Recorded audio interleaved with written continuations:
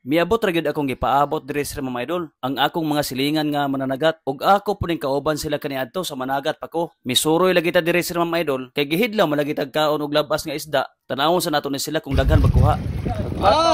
Nay nukos. Yamoy, lak-lak ra be. Ay nagog nay nukos. Balon.